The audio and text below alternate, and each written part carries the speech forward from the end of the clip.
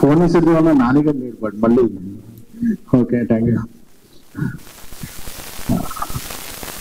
ఎవరికి ఆకలి వేస్తుందో తెలియదు కానీ ఇండస్ట్రీకి ఆకలి వేస్తుంది మంచి హిట్ కోసం. ఆ హంగర్ తీర్చేసింది పండక్కి కేరా.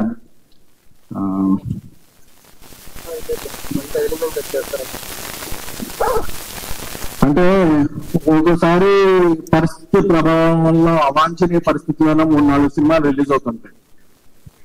అప్పుడు రిలీజ్ అవుతున్నప్పుడు మన సినిమాని ప్రమోట్ చేసుకోవడం చాలా కష్టం అవుతుంది. బట్ చెన్నైలో స్టోరీ సెట్టింగ్ జరుగుతున్నప్పటి నుంచి బ్రదర్ కిరణ్ ఒకటి చెప్పాను, అన్న కేరళలో స్కెడ్యూల్ అన్న చాలా బాగా వస్తుంది సినిమా, చాలా ఇన్ టైంలో అయిపోతుంది, ఇది అయిపోతుంది అలానే చాలా ఎక్సైటెడ్ ఉండేవాడు. ఎప్పుడు కూడా ఒక టీమ్ లో ఉండే ఎక్సైట్మెంట్ రిజల్ట్ కన్వర్ట్ అవుతుంది. అదే ఈ రోజు కేరామ్ సక్సెస్. ఎందుకంటే ఒక 18 days రాజా సాబ్ స్కెడ్యూల్ నుంచి యూరోప్ వెళ్ళాం. ఆ స్కెడ్యూల్ నుంచి రాగానే నేను ఎయిర్పోర్ట్ నుంచి ఇంటికి కూడా వెళ్ళా.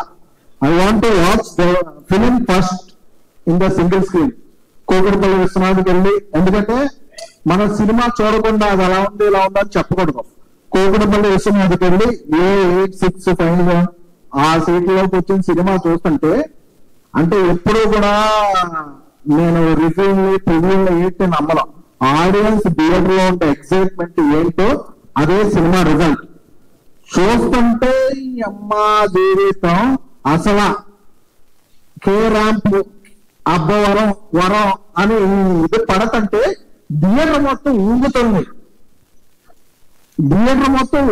అదే ఈ రోజు రిజల్ట్. ఎందుకంటే కిరణ్ అబ్బరం ఇంకేమిటమ్మా మాయా సాంగ్ వచ్చి నరేష్ గారు సెకండ్ హాఫ్ లో నడువుకి ఇలా టచ్ అయ్యేదానికి ఊగుతుంది. అంటే ఎప్పుడు కూడా సినిమా ఈజ్ నాట్ అబౌట్ ఒక ఎనాలిసిస్, ఒక ప్రెడిక్షన్, ఇది కాదు. Cinema success celebration. ఈ రోజు కేరాప్ సెలబ్రేషన్.